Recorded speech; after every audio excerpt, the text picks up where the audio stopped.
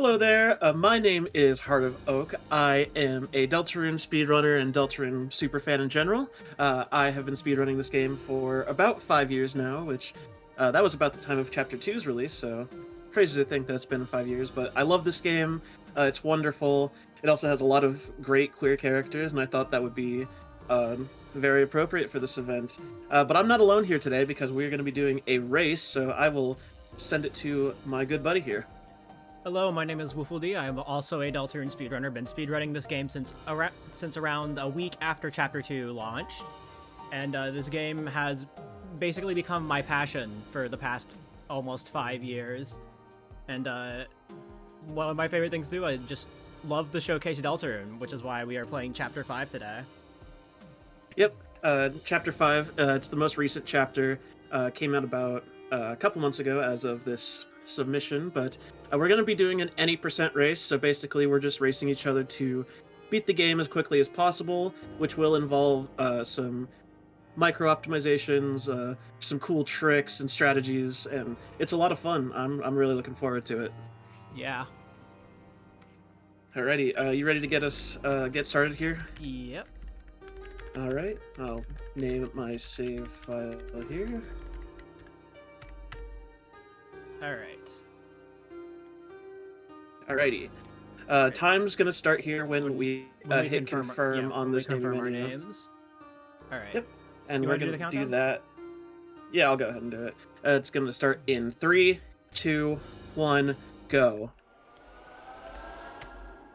Alright, so immediately once this little fade out finishes, we're gonna immediately skip a minute-long cutscene of Chris walking into their room, because we are on New Game Plus.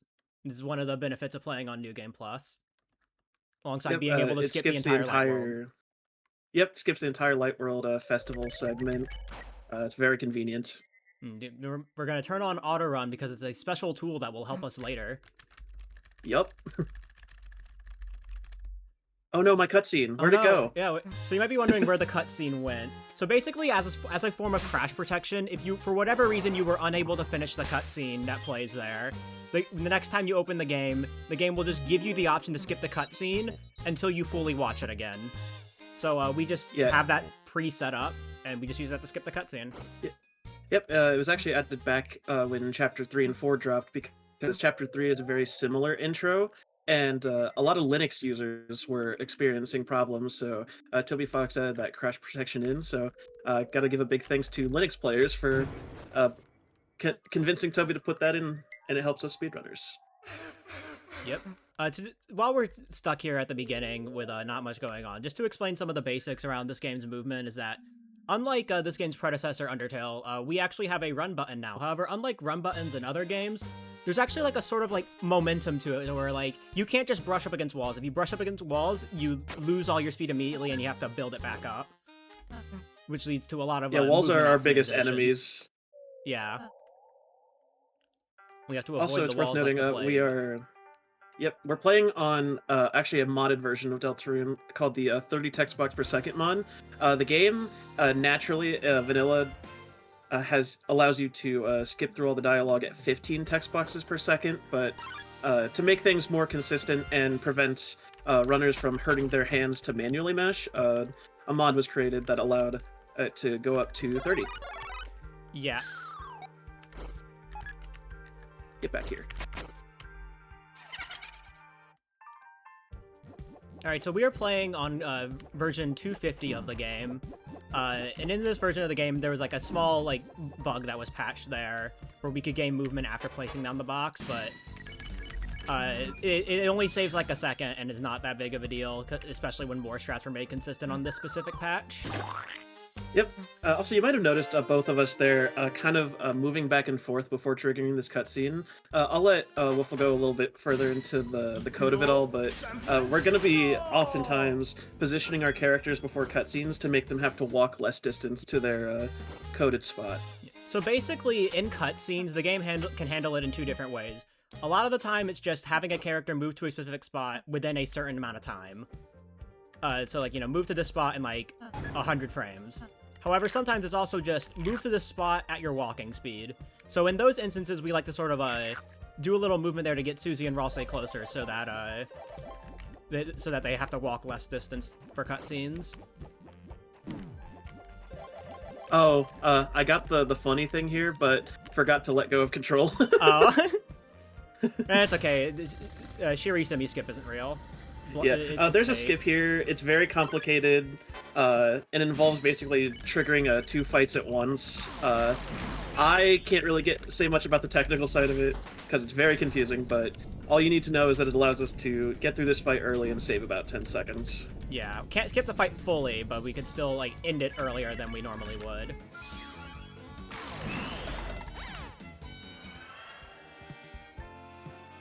Now, coming up here, we're about to be entering the diner. The diner, huh? The diner, huh? I guess I'll also explain. As you saw, we both just went through these like dash gates. They're supposed to resemble like Japanese torii gates, but basically it allows us to dash at like hyperspeed. Yep. And also over here we see Asgore talking to everybody's favorite Discord soundboard menace, Flowery. Hey, what's the song in this room called in the game files? I forgot to look, but I just know it ends in romantic. Yep. Very interesting. I think Flowery is playing at something here. But yeah, obviously Flowery is kind of the main antagonist of the chapter. Emphasis he's very on silly, specifically being an antagonist. Yeah. I would not go as far as to call him a villain. All right, so about here we're about to interact with these little like button puzzles, which are always in the same order, and you can interact with that button. You can also interact with that button from the side. Yep. Ah, I was like 2.2. I got 2.0, but that's just because like I missed a button, like just barely. Happens.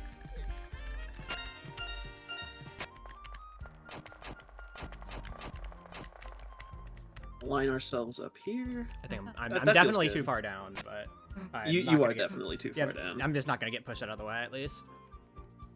That's good.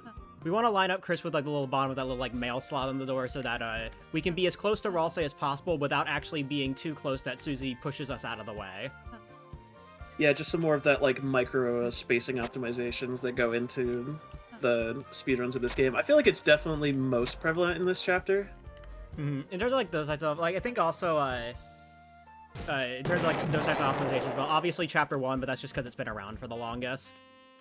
That's true. Chapter 1 is, I would dare to call it one of the most optimized speedruns of all time. Yeah, not like there's definitely more optimized speedruns, obviously, but it is definitely the most optimized Deltarune chapter. Absolutely. By like it's been out the longest. Shot. It's the shortest. It just makes sense.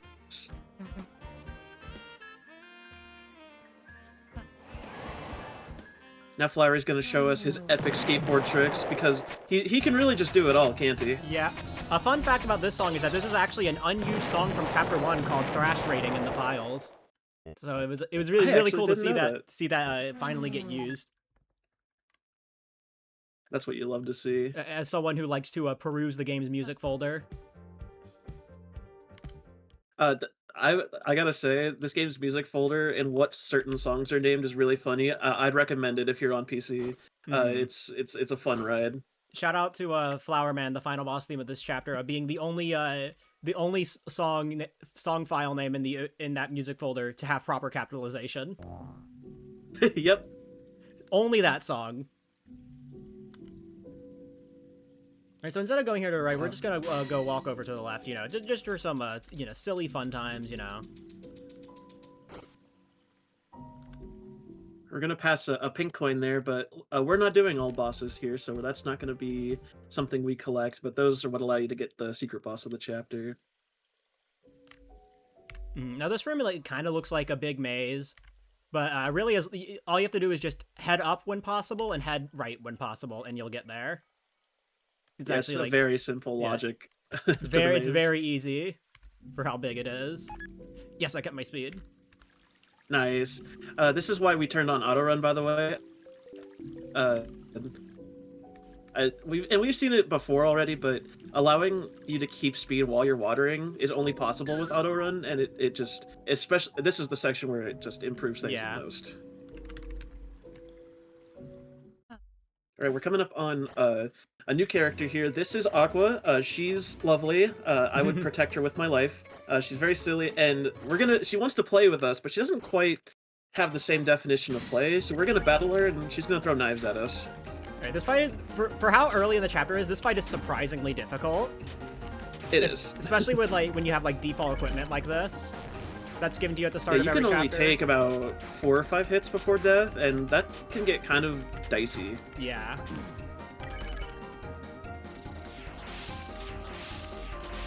A lot of people struggled on this fight more than, like, the actual boss of the chapter, which I think is humorous. I think that's funny. I managed to get through first try, but I also, like, had healing items and better armor.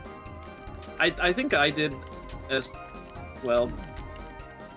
But again, healing items, armor, made it much easier. Actually, in previous patches of this game, this kind of used to be the anti-speedrunner fight, because in most fights, grazing close to the attacks gets you TP and makes the attacks shorter, but because of a bug, it used to make attacks longer. Yeah. Or Aqua's attacks specifically longer when you graze them. Mm-hmm. Only her attacks, and it was pretty funny, but it did get patched. There's a part of me that almost wishes it was still in, because it's just really funny. Yeah. But, you know, time save is time save, so I'm not going to complain. Agreed. We're going to be collecting this feather here, and that's going to unlock the main gameplay gimmick of the chapter, which is 2D platforming. Yeah, this is now a Metroidvania. Yep. Any, you thought you were playing an RPG, and you still are, but... Yeah. Any Hollow Knight fans out there, you know? True. Statistically, I know you're out there. Mm-hmm.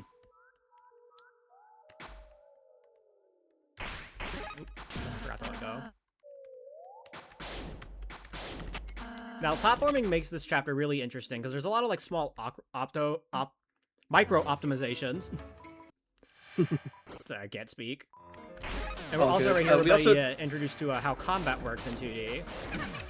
Yep, we don't have access to our traditional act menu.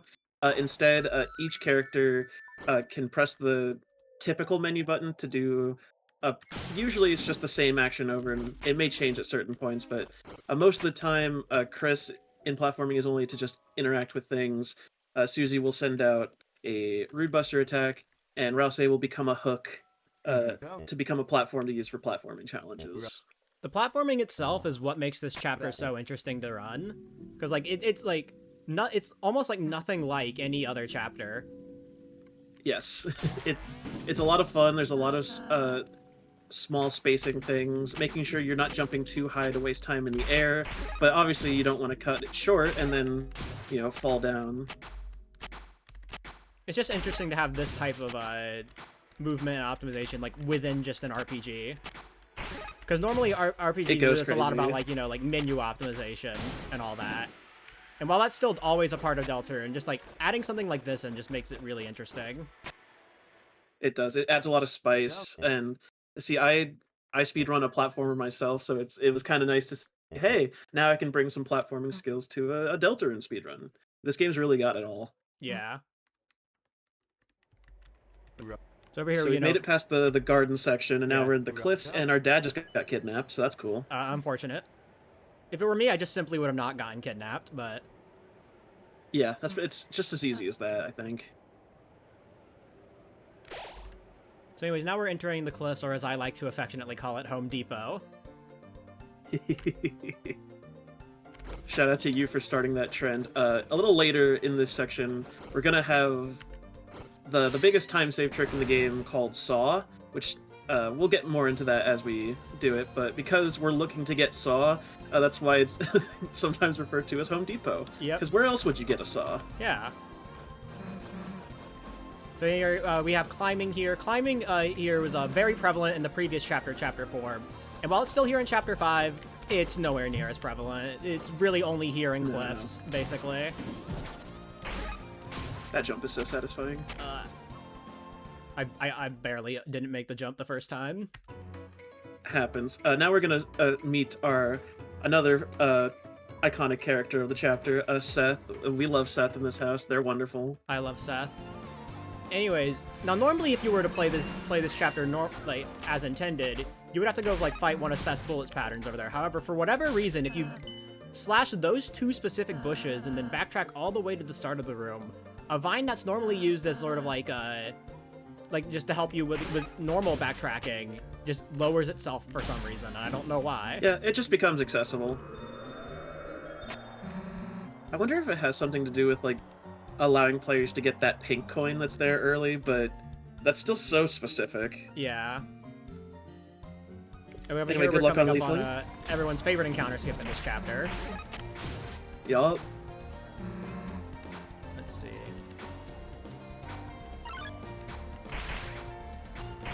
Okay, I got around it. I got it. Nice. Now we're coming up on the saw that we mentioned. Yep. But that leafling skip right there can be really finicky sometimes because like where it starts, where it spawns in can be like slightly variable in that general area. So sometimes you have to like let it go around you. Oh, I got it, but I didn't react fast. There we go. Nice. I had the menu open. I just didn't. I got thought it. I didn't get it. Whew, okay, so you got it like what, second try? Yeah. I think I got it like fourth try, so not too bad. It's really difficult. Yeah, that menu again, open is frame perfect. Yep. Again, that was called SAW. It stands for Seth Aqua Warp, and it involves basically opening the cell phone item within 10 frames of respawning from a fall to basically kind of skip past the fight that follows that room. It's one of the very few glitches in this chapter, and also is like the biggest time save. Yes.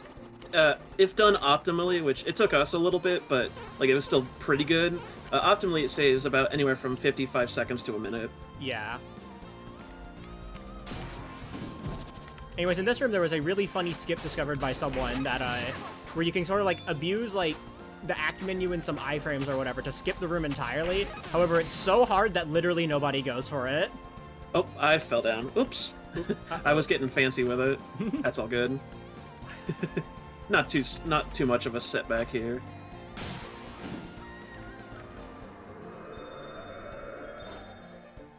And over here we have some more climbing. I would like to give a, obviously shout out to Trinky for routing all of this. Yeah, Trinky, they're one of many very good runners, but they also kind of pioneered the learning behind how Deltarune's climbing mechanics work and what optimal climbing paths look like. So obviously, shout out to them; they're wonderful. Anyway, if you saw there, I picked up a weapon and a chest for Ralsei. This is to help make a boss fight coming up a bit more lenient. Yep, I grabbed it too because I mean, it's a boss. That boss fight is super not lenient without it, and it only takes like a second to pick it up and equip it. So yeah, this makes things a lot more comfortable.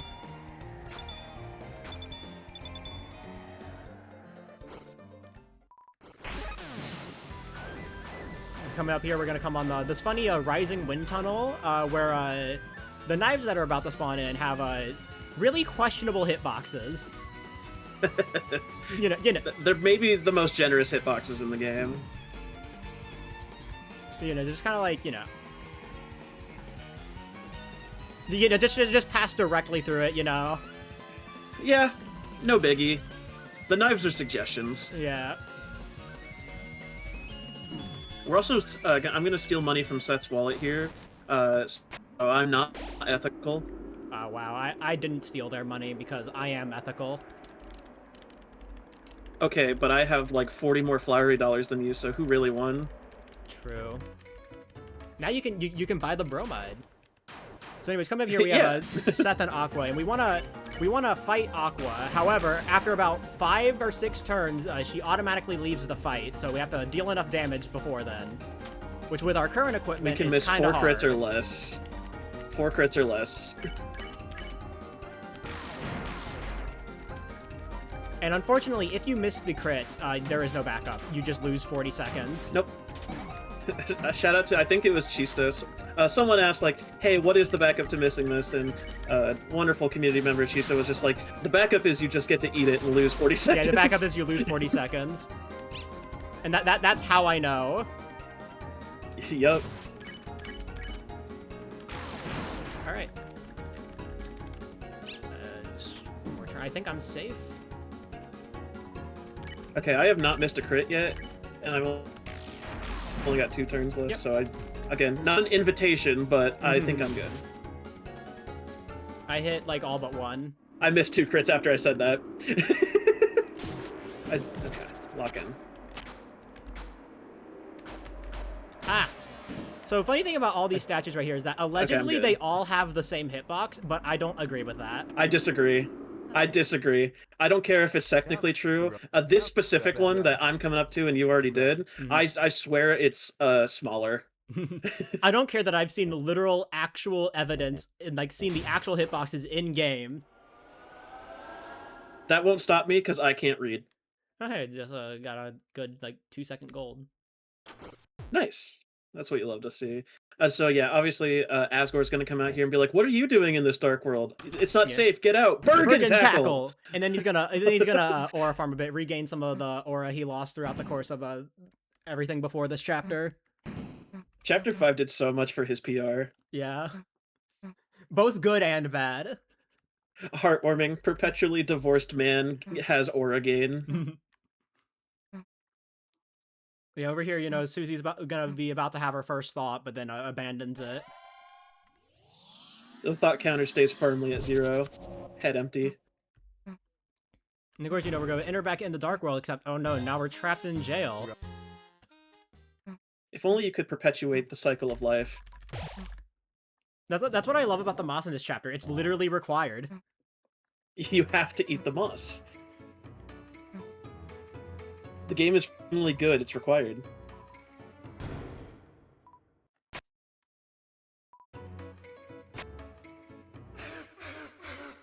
All right, so yeah, now we're gonna get out of jail here. Gonna have some more fun with Aqua and Seth, but we've basically made it to the castle. Yep. And this is basically where the rest of the chapter takes place. Yep, you'll see here in a bit, there are 2 directions that you can choose to start from. You can go to the left side of the castle or the right side. We're both going to be going to the left side of the castle. Due to how the cutscenes work out, it's just faster. Yeah, if you do left side first, it avoids like a cutscene being slightly longer from doing right side first. Yep. I know it was funny because for the first couple, maybe the first week, but maybe the first couple weeks of runs, we thought it just didn't matter. And then it's like, oh no, wait. No, I've had to change my castle or split order twice. Yeah, I used to go right first, no longer. I did like left first for like my first few runs, and I started doing right first, and then I had to go back to doing left first.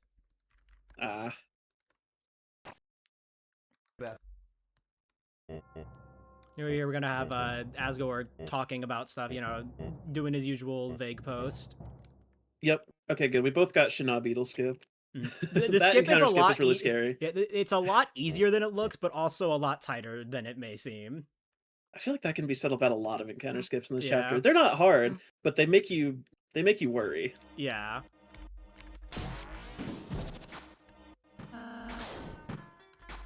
So yeah, we're gonna travel over to the left side, and we're gonna meet our good friends Blue and Yellow. They're wonderful and in love. Yeah, we have chapter 5 has Woody from Toy Story. Yeah, guys, friend inside me is finally real. Toby answered our prayers. Yup. Trying to touch the save point while not even facing towards it. All right. Does it know? Over here I'm gonna be attempting this. Good luck. No way! I got it.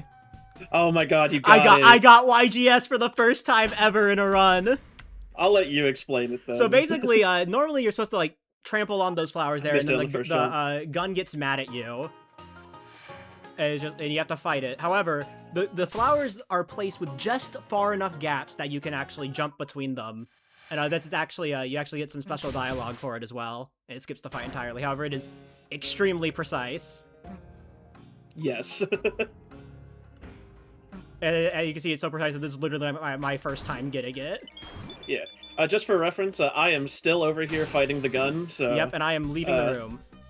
Yep, I'm gonna double back here and pick up this item.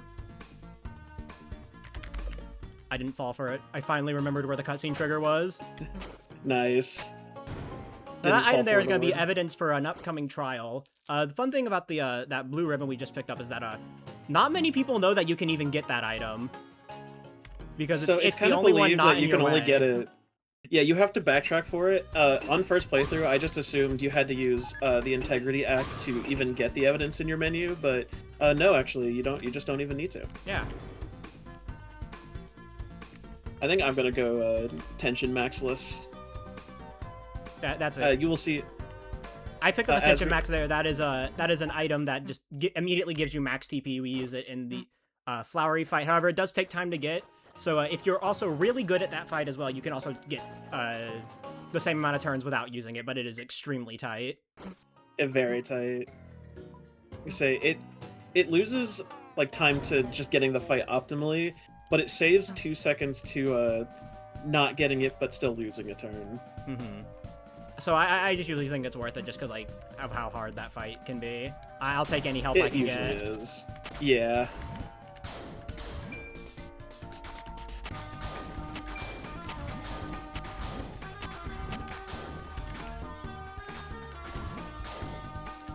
So yeah, on my end here, lighting my characters up for this cutscene as Yellow. We're gonna dig Yellow out of there, and Yellow's gonna join us. So I wonder how that works. All right, I'm coming up here. Yellow's now tied up on a flower. Okay, I was like messing up that menu a lot, but what I just did there, or like I guess like attempted to do, was something called mid-air hyper slashes. Basically, in this game, you can use both Z and Enter to attack in the platforming mode. However, if you hold down Z and press Enter after opening the menu, your attacks just get really fast for some reason. And that's just called hyper slashing, and then obviously mid-air hyper slashing is the same thing, but in the air, which requires like a bounce flower, like that. Yep. It is very hard to maintain, though. You have to like balance holding Enter while still mashing Z, but then also staying in the air. Yeah, it is very difficult.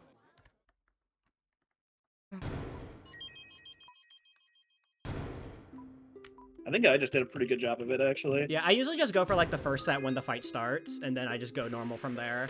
Because trying to keep my movement while also like hitting all the inputs necessary, I don't have the dexterity for that. I was able to keep it up until a second Rude Buster charge, so that's pretty good for me, I think. Yeah. Over here, I just met a Blue, everyone's favorite gay. Gay. Yellow and Blue are gay and in love, and that's awesome. We love gay them. people. But Blue was trying to invite Yellow there, except he doesn't know where Yellow is. It's so sad because we also don't know where Yellow is, you know? Yeah, we just don't know what he's up to. Yeah. We certainly didn't make him feel like he needs to put himself in jail or anything. Mm-hmm. You're doing a little small optimization. Yep, something I think is important to bring up. All of the flowers, with the exception of Flowery, are based off of soul virtues from Undertale. So like Blue is integrity, Yellow is justice, and then we've met Aqua and Seth earlier. Aqua is patience, and Seth is perseverance. Mm-hmm. It's funny giving the hyperactive ADHD child the patience virtue. Yeah, right. Curious.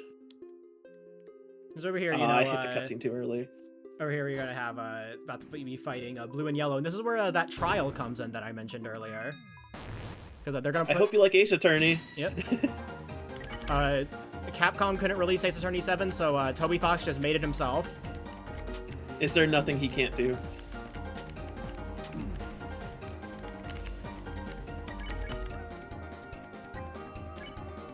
Why don't I have justice?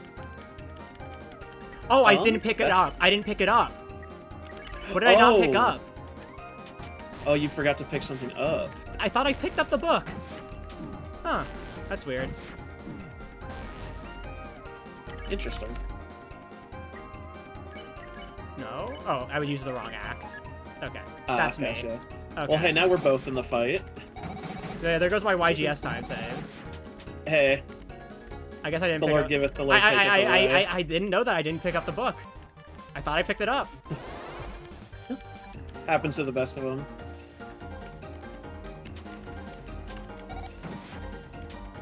I'm kind of miffed now. I don't get to have YGS in my gold. Oh man. So yeah, we get to solve 4 cases here. But yeah, luckily the trials are always the same no matter what, so we can just memorize which case has which perpetrator and evidence.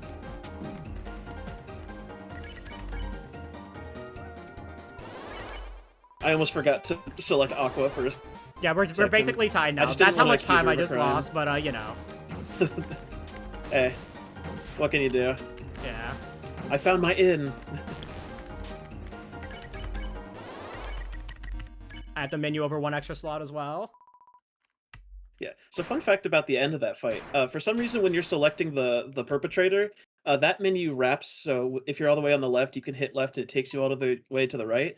Not the evidence menu though. So you do have to go all the way to the right for the ribbon, and it throws me off every time. Yeah. Well, I mean, hey, you know, I guess give myself some easy time save just in case this PBs, you know, so I don't have to compare to YGS. Yeah. That's the PMA. YGS is in my PB. As you may see on my end, I'm going to be losing some time here, so that's a fun one to compare to. The way we did YGS, though, we did it bufferless. You can use the act menu to try and buffer your landings, but we both learned it bufferless, and it just looks cooler. Yeah. My whole thing has just been I always like YOLOing it in every run just because I think it's funny. That's Aura. Yeah. Hey, like, it's Aura when I get it. Yeah, exactly. I like how I basically just didn't get YGS because in the... That's funny. That's funny. The world has a funny way of working out. We're gonna drink all the water in the pool. Obviously. Just kidding, we're not gonna do that, but... Drink all the contacts but we're thinking it. I'm finding it's rather context-based. Yeah, I'm literally losing time to my gold, I think. Man. Yeah, there's like barely... I lost like a second to my gold that doesn't have YGS. We're like dead heat right now. Yeah. I'm gonna go over here. We're gonna go to the right side here. Hi, Green. Hi, Green. Green's a real one.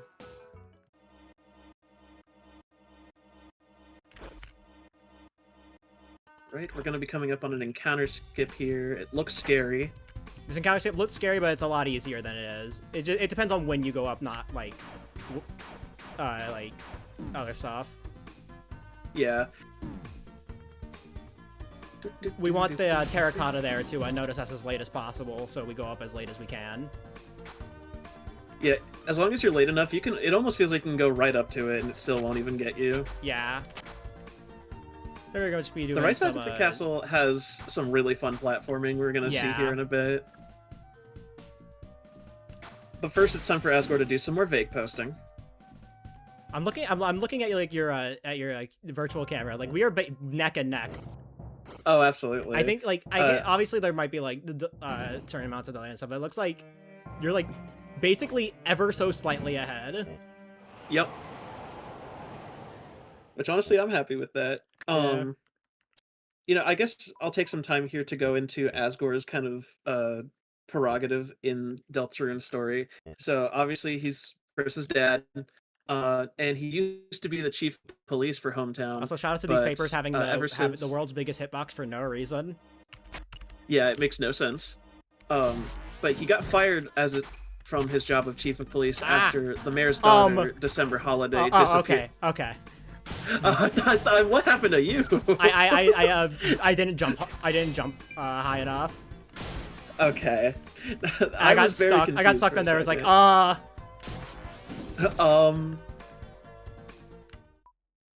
okay. I got hit by the fist instead of hitting them. Anyway, he got fired. Mayor's daughter disappeared, and she's been kind of haunting the narrative. And now he's trying to prove that it was the Dark Worlds that did it. And he's kind of gone crazy over it. Is the low and high of it. And now I'm gonna head up to diner number 2, and we're gonna get a better look at the homie Green. Following right behind you. Yup.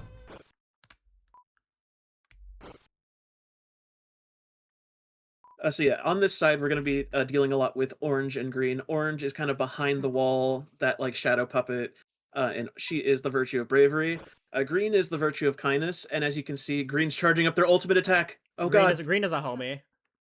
green's actually just a homie. They don't want to fight us. They're going to serve us some nice cheese, and it tastes delicious. Or I guess I would assume so if our protagonist here would actually eat some. Anyway, shout out to the category all items where Chris actually gets to eat a meal. They get to have some honey toast. They get to have some honey toast at the start of chapter 5. That's good. Got to stay fed and hydrated. Come here, fox. Now we're gonna collect getting 3 Netsky foxes here. Yep. I'm going to be doing a slightly different strategy than Wolfle. Alright, I got my 3 foxes. Oh, I guess I should actually talk to Aqua if I want to progress, you know? Yeah. Alright, so now it's actually a Netsky in disguise, and you can tell which one's the Netsky because of Aqua's tail that, you know, she doesn't normally have. And we're going to hit these fake bullets to progress. And now they're both going to circle around Seth and just scream, "What? What?" It's one of the most underrated moments in the chapter. Yeah, this room that Oakley also just entered is one of my favorite rooms in the game. I had so much fun learning it. Learning the platforming in this room is very fluid and it's very fun. And it's like, you have like some lenience because it's also cycle based, so. Ooh, I barely made that platform. Come on, get up there. Yeah! That felt so good. I implore you, if you play this chapter, getting good at the platforming sections is really rewarding. It just feels good. Yeah. Alright, now I'm going to be fighting Aqua, Seth, and Orange. We're going to be hitting Orange's attack back into the glasses. Alright, let's see. Do I get trolled? The Orange's fists are random when they spawn, and they can just put you in some really bad situations. Like this, but it's fine. Oh, come on. I got some real funky spawns. No double hits. It is actually possible to hit both glasses lens at once. However, you know, obviously yeah. It's pretty tight, and you kind of don't really go for it. You kind of just like see if it happens, basically. Yeah, it's not really like there's not any specific strat for it. It's just, I don't know, maybe it'll happen. Yeah. As you can see, Orange is a human, clearly. And she loves to fight. And is just, again, just the most human ever, you know. No resemblance to anything else. Mm-hmm.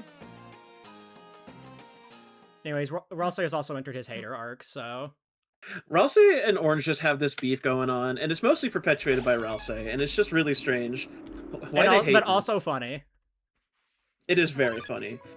And now Ralsei and Orange are going to argue in front of Green, essentially, and Green's going to get really disappointed in us. It genuinely makes me sad. When they disappoint Green and Deltarune. It's so sad.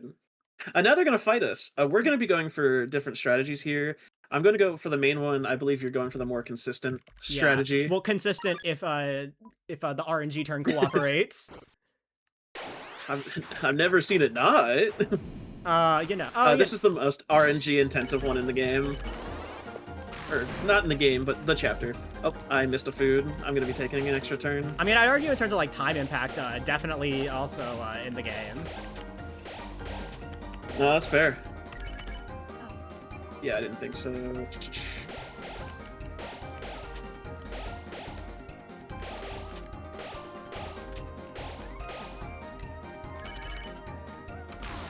So yeah, you're going to be doing a strategy that involves fighting them on a couple of turns.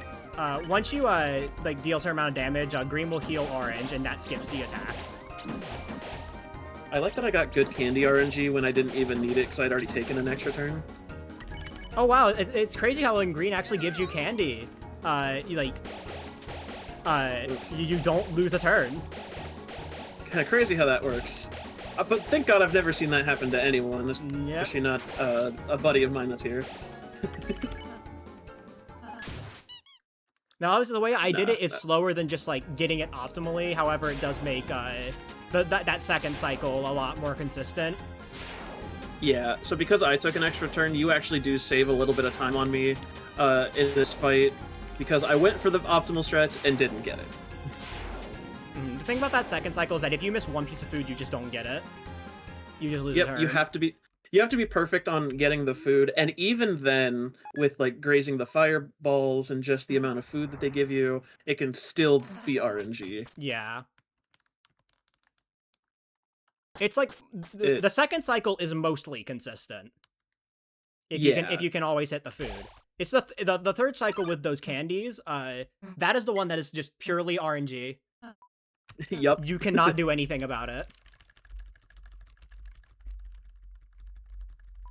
All right, now Susie's gonna be a real homie and check her hair for bugs. For some mites and fleas. Yeah. Okay, so I'm definitely gonna lose time to my gold. I just wonder if I'm gonna lose time to my PB, just because of like that falling incident. The falling incident. I'm falling. Of 2026. I'm falling. Okay, now it's really interesting that Rouse wanted the pink and blue drink. Is she transgender? Is she transgender? That's so cool. I love trans people. True. On God. And it could mean nothing. Which could mean nothing. Alright, now we've allowed this giant beanstalk to grow so we can get to the top of the castle, and we're basically just going to be doing a bunch of max range climbs to get up here. The thing with climbing you want to explain is that, the optimal strats? Yeah, so the thing with climbing is that it barely comes in the chapter, but technically the most optimal form of movement in climbing is constantly timing single tile jumps. However, you have to be like really, really good at it to save time. You have to be really good. It's really fast, and it hurts my hands when I try to do it. And it's something like only like some top runners go for. Like I watched when I was watching World Record the other day. Not even World Record did single tile jumps in this room. Yeah, that should really say something. That's what I kind of love about Deltarune, though. There's so many varying levels of specific strategies you can do that you feel comfortable with. Yeah, one thing also about Deltarune as well is that like every chapter basically can feel like its own game in terms of like a speed run. You know, like there are a lot of people who run multiple chapters, but there's always like those people who have like their one specialty chapter. Yeah, for the longest time, my specialty chapter was chapter 2. Granted, it's been out one of the longest, but even with 3 and 4 and 5 coming out, it's kind of, I still consider it my specialty. So it's really interesting to see how community members kind of rally around certain chapters to speedrun. Yeah. Also, fun fact, with there being 5 chapters, there's only there's still 4 unique world record holders in the glitched categories for all of the individual chapters. I think that's so that should say something about the community and how like talented and competitive it is. I myself mainly run all chapters because I just find it really chill. So I always play more for consistency.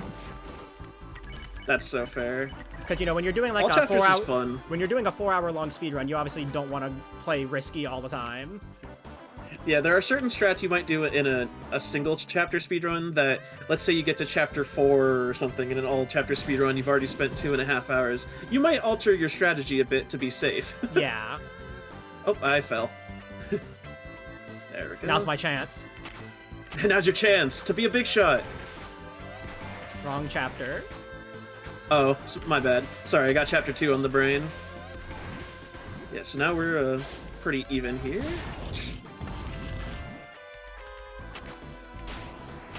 The top of Castle 1 has my favorite song in the whole game, Running Sky. It's so beautiful. And 2 just has some really fun platforming challenges. Yeah. It's very hype moments and aura type of place, while still having interesting gameplay. Exactly. This song is We Got Mega Man at home, but also it's still amazing. Right, we're coming up on Aqua's fast run, a fast game, if you will. There's going to be a strategy here that saves us about 35 seconds. I mean, she's asking us to play fast game, but doesn't she know that we've been doing that this whole time? Yeah, is she clueless? She was born 5 seconds ago. We need to give her some slack. That's true. So we're gonna be skipping an encounter up here. However, like we only get one chance at it, so even if it is a little simple, we gotta always make sure to lock in for it. Yep, I'm gonna lock in. Me too.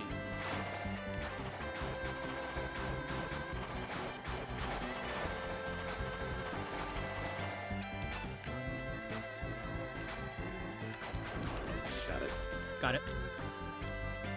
So basically what happened there is that the moment you touch this platform right there, your respawn point is set to that statue we just hit. However, normally you aren't supposed to be able to touch the platform without getting into that Shi encounter. So by abusing some goofy amounts of coyote frames and bonking into that wall there, we're able to exit the like dash state and just touch the platform and then fall off. Yeah, it's really funny. It was discovered... It took about a month after the game's release or something for it to be discovered, and it's really easy. Or I guess it's easy enough, but again, you do only get one real shot at it, so you gotta make it count. I'm gonna buy 3 green teas for safety. Me too. I'm gonna buy some healing items for the final boss, which, if you've played this game before, it is Flowery. He's a very interesting fight. Now this room right here, most people will fail this room twice and then have Susie and Rosse go through their own character development and start acting alongside you. However, you can do this room solo. It's just really hard, but it is possible and faster. Yep. So I'm gonna lock in here. Sorry about your character development, guys, but I want to go fast and look cool. Yup. Got it. I'm always hyper conscious of that flower after I lost 2 runs to it over the past few days. Yeah. Depending on where you lose it, if you lose it like right at the end there, that can be a genuine run killer. Yeah. Because like when you lose it deep in, like there's no reason to just keep going at it. You just fall again and then let Rosse and Susie do it. Yeah. All right, coming up here on our little match with the flowers. Yep. Between rounds, there'll be a thing where you can access your inventory, but if you just hit it away, it instantly goes to the next phase. Yeah. Do a little dash dance. Like dash dance. Like I'm playing Melee. Just don't wave dash, that'd be cheating. True.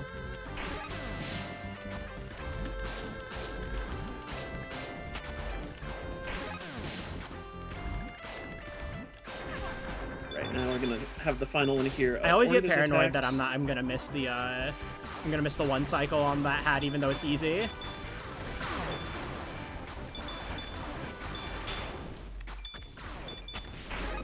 And finally, for the first time in the run, we're finally gonna see hyper slashing, on my end at least. Yup. I was doing it, but I kind of messed it up. Oh. So yeah, this is what normal hyper slashing looks like. If you at this little end attack here, you can stun one of the hands, and it will just immediately skip that little final attack. Yep, there's like a thing where they start coming from the sides, but we're just not gonna have to deal with it. And now it's Flowery time. Good luck. Good luck. This is, I would call it the hardest end chapter boss if you exclude the knight. In chapter 3. Because that's kind of in secret-ish boss territory. I personally still consider Chapter 4 80% Titan harder. But that's a fair point. Titan's also really hard. Yeah, Flowery is... a lot. No, yeah, Titan's really difficult. Flowery is... we're going to have the Bravery Soul, which gives us a new method of battle, but he does a lot of damage, and that's what really makes this fight hard. I think we're going to probably be locking in here. Yeah. Alright. Good luck. See you on the other side. You're going to see us doing a lot of little tap dashes to get a bit more speed during the turns. Yep. TP management is going to be critical.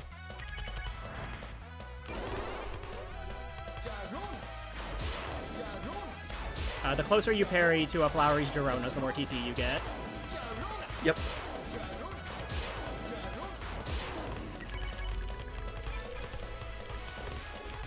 We use these bottom acts for the first 2 phases because we always get to max TP regardless.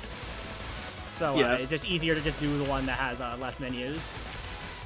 However, starting from but, here, we use the right act and afterwards- then S action, R action, which give us some extra TP.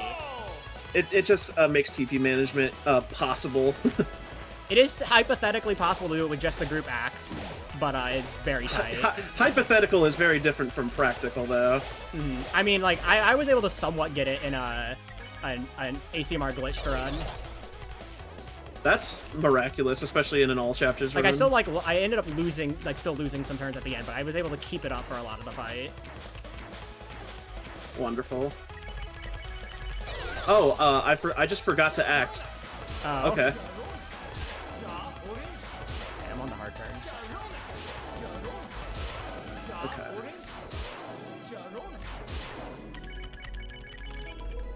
I'm gonna take a second here to use some healing items.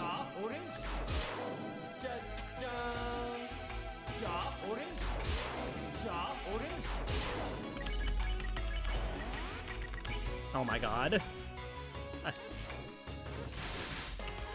Okay. This is where it gets scary.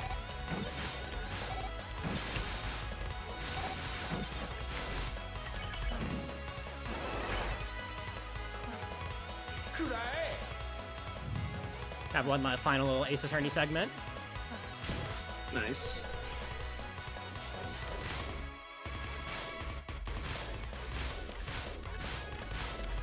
$93 on the Ace Attorney attack, or I guess just yellow blue.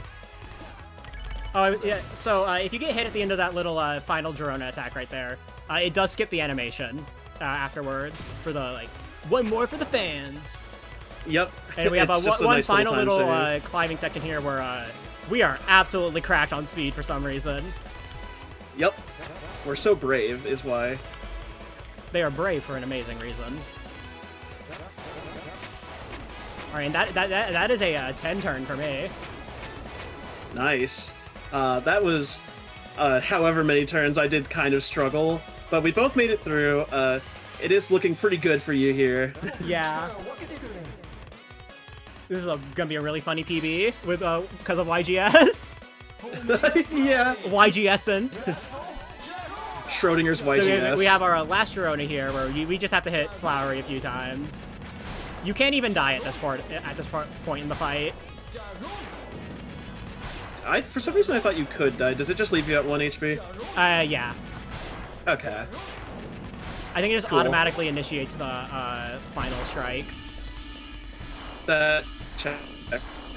So anyway, we're gonna be matching here. Like, it looked like you want to hit a crit, however, you can just mash this hit, and the result is the same. Hitting the crit is just for hype moments and aura. It does feel good. I saved You know what? 15 seconds. I'm gonna hit it on the crit. I'm gonna do it right. Alright, this is looking to be about a 57-26 for me. That's a PB. Nice. Let's go. That's what you love to see. But yeah, now that we've beaten Flowery, the rest of the chapter is basically over at this point. It's a lot of cutscenes, you know. Yep. Much like the end of a lot of other Deltarune chapters, a lot of the final few minutes are just taken up by cutscenes. So yeah, I could hit this earlier, but I'm gonna hit it right on the crit menu because I may lose the war, but I gain aura by doing it. You've matched my YGS aura. Exactly. I was at an aura gap. I really needed to get some. But yeah, Asper's gonna do a bit of lore dumping. We're gonna be having some vague posting right here, like, oh, that day, oh, Chris, it's so Oh, terrible. you You know- don't want to know. Ever since You that don't want to day- know what happened on that day. Wink, wink, nudge, nudge. I love Toby Fox and his storytelling, but like sometimes it can feel a little egregious. Yeah. I'm looking at about a. I'm trying to do some quick math in my head. I'm looking at a 5803, I think. Which not bad. I was just looking at I'll my absolutely take PPT that. Oh, that's a good point. because this is a cutscene split. So anyway, we're gonna have to talk to all the flowers. You know, they're gonna thank us for watching their dreams. You know, very fun heartfelt fact, when they moment that actually- we skip over that. However, for whatever reason, the flowers themselves don't have hitboxes. Yeah, you can just walk right through them. So Uh-huh. we're gonna be doing that for green there. For green and orange. I find it funny that it's specifically orange and green we walk over because their fight also is the most infuriating. It's a payback. I'm convinced. You know, we're gonna say bye to Seth and then to Flowery. And then we're gonna go close the fountain, and nothing will happen. Yeah. It's kind of strange that we had to like have a choicer for the fountain. We've never had to do that for any other chapter, but hey, like, you know, it's being sealed. Yeah. Thank God.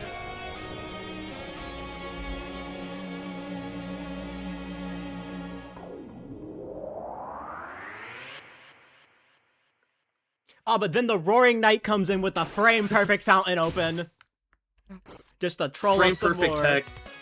Just standing Maybe the there. knight would make a good speedrunner if it's gonna do stuff frame perfectly. You know, the knight just sitting there off screen going like, and now. And now, 3, 2, 1, 0. But we're gonna have a Flowery here come out.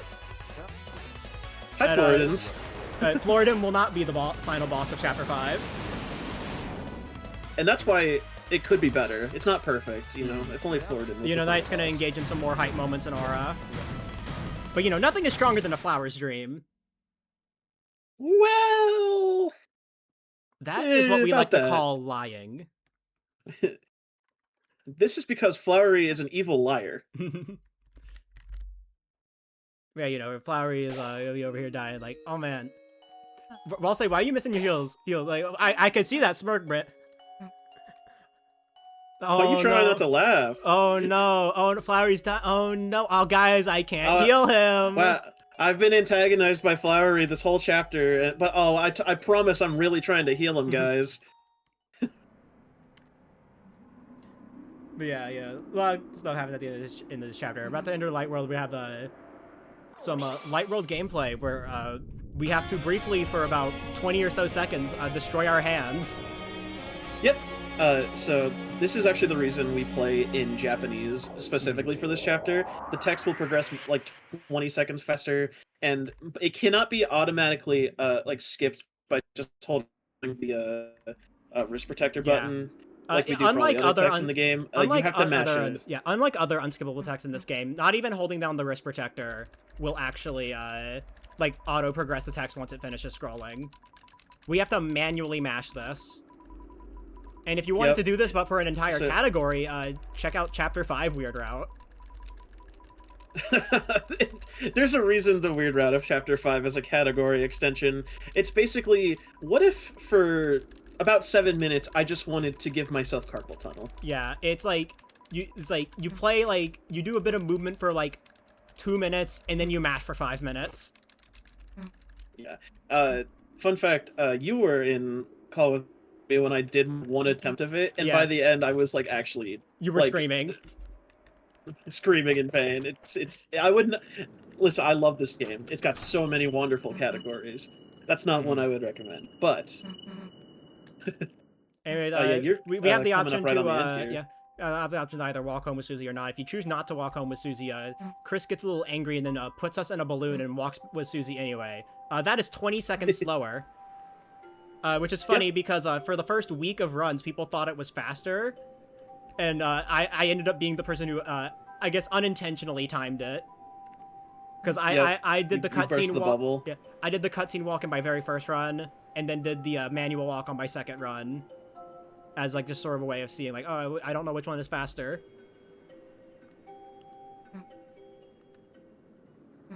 Anyway, you know, we're about to come in. Susie's coming up on time. Gonna enter the closet for Castletown, and then time's going to come up when the credits start. Now. GG's. GG. That's a 50, like you got a 57-27 when you see it. I am not seeing it. I pretend I don't see it. Just a funny little thing. Yeah. I'm coming up now here on the final cutscene, and like Azrael said before, it's just when it fades to black for the credits.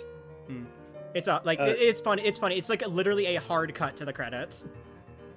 Yeah, And every other chapter, there's no there's lead always a up. bit of a black screen before the credits start. But no, this one is just like when I retime, going frame by frame. One frame, it's it's the classroom. Next frame, credits.